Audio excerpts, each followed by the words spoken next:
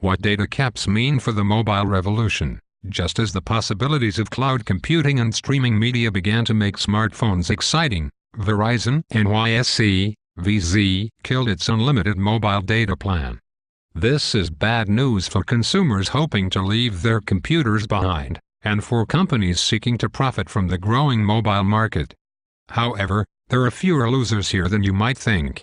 Customers, annoyed, but unaffected for no Wi-Fi data consumption rates remain the same, then the capped plans won't affect most customers.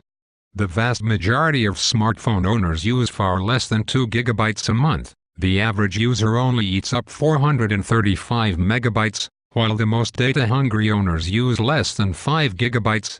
As it stands now, the 10 gigabytes plan appears unnecessary for all but a small niche of users. Of course, it's naive to assume that smartphone data usage won't grow. Even so, the average user's consumption would have to quadruple before it outgrew Verizon's cheapest data package, the cloud and streaming media. A mixed bag. Data caps shouldn't make much of a difference for services such as Microsoft's NASDAQ, MSFT, Office 365 and Google Apps. Loading and editing a document on the go doesn't eat up too much data. I've been stuffing my Dropbox folder for 2 years now, and I've just cracked 20 megabytes, nor does checking email. Video chat features might eat up a lot of data, but they're better suited for desk work than cruising around town. I also don't think the data caps will have too much of an effect on streaming video services such as Netflix, NASDAQ, NFLX, Hulu, and Time Warner's NYSE, TWX, BOGO, either. First, we're not watching many videos on our smartphones. According to a recent study by Centvine, the iPhone accounted for just 0.54% of Netflix's traffic.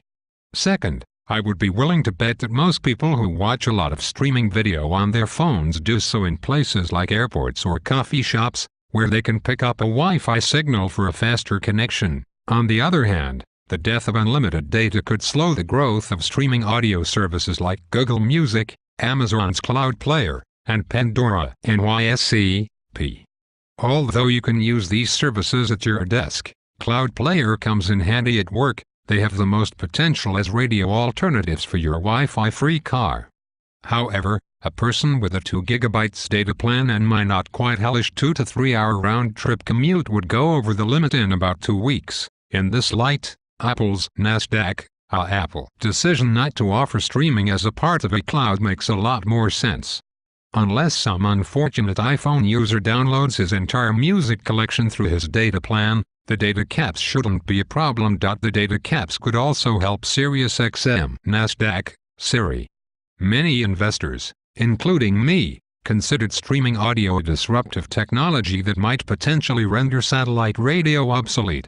That's still a possibility, but probably not without less pricey data plans. Foolish takeaway in the long run, I don't see capped data plans doing much harm to the bigger players I've mentioned here.